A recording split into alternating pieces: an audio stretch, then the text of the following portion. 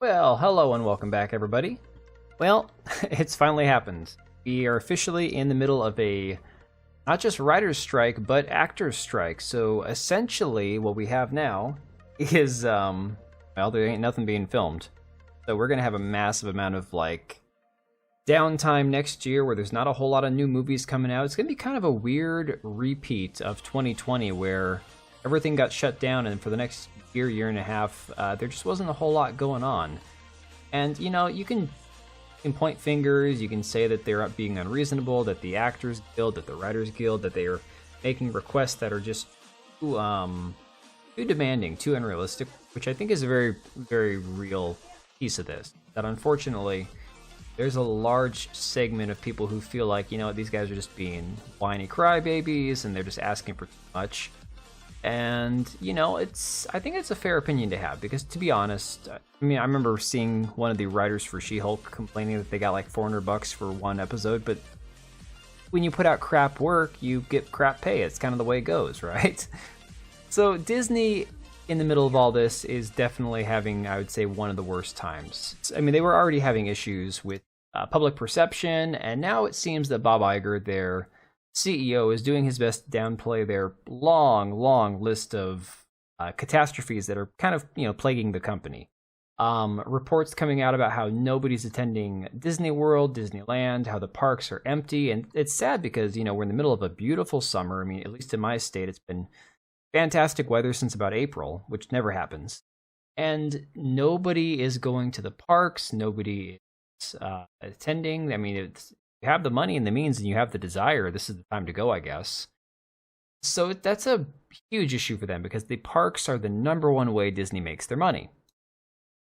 They've also had to address, the recent failings of all their movies, and they're blaming it on having the attention of their writers and their creative people on staff, the CGI guys and stuff, on being, spread too thin, basically confirming that they've done too much, that they need to cut back on the Star Wars and the Marvel movies. It's hilarious because up until now, that has kind of been Disney's bread and butter.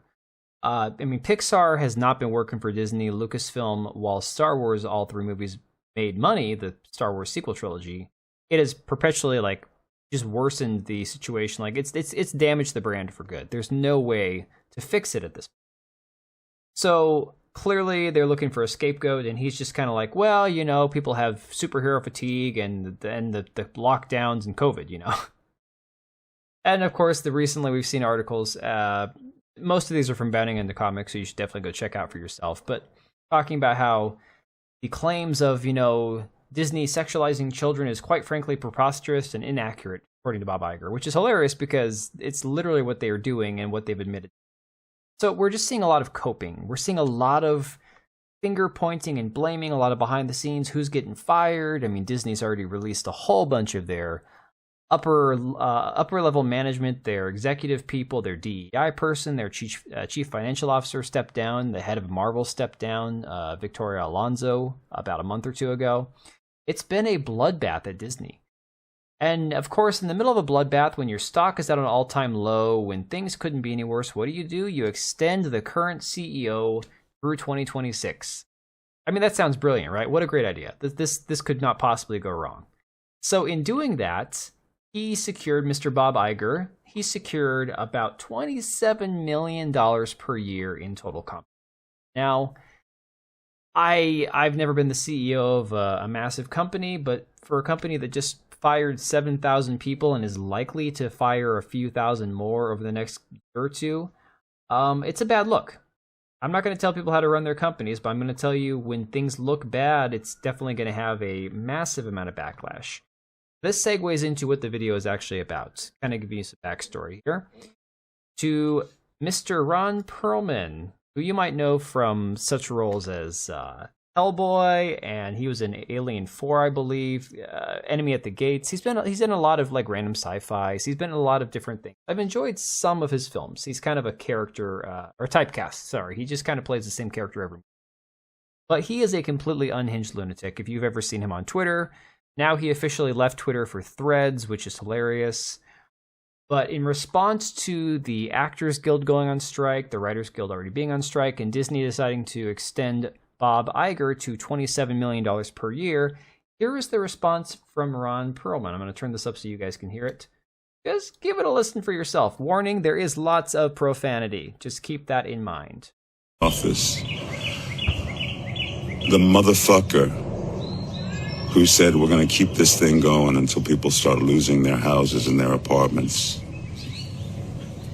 Listen to me, motherfucker.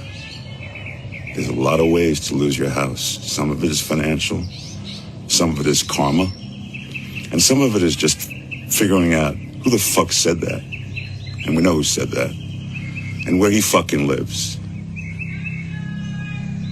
There's a lot of ways to lose your house. You wish that on people. You wish that families starve while you're making $27 fucking million a year for creating nothing. Be careful, motherfucker. Be really careful. Because that's the kind of shit that stirs shit up. Peace out. Now think about the level of privilege this man has, that he thinks he can basically call for people to go to Bob Iger's house, harass him. Hell, it sounded to me like he's threatening arson. Like, a lot of ways to lose your home. We know who you are. We know where your address is. I mean, that's a threat. I'm sorry. I'm not one of the narc on people. I'm not one of those people who go like, oh, we need the hall monitors of Twitter to come and ban somebody. I've had accounts banned. I've been wrongfully targeted. You know what? It's not fun for anybody. I'm the last person to start sending targeted harassment or false reporting someone's way. But this is a threat. This is a literal threat against Bob Iger, or at least a call to some sort of violence. And this man is unhinged. Something needs to be done about it. Like, honestly, someone needs to actually go to this man's house and do a mental health check, because he is not all right. But I could be wrong. Let me know what you guys think down below. We'll see you real soon.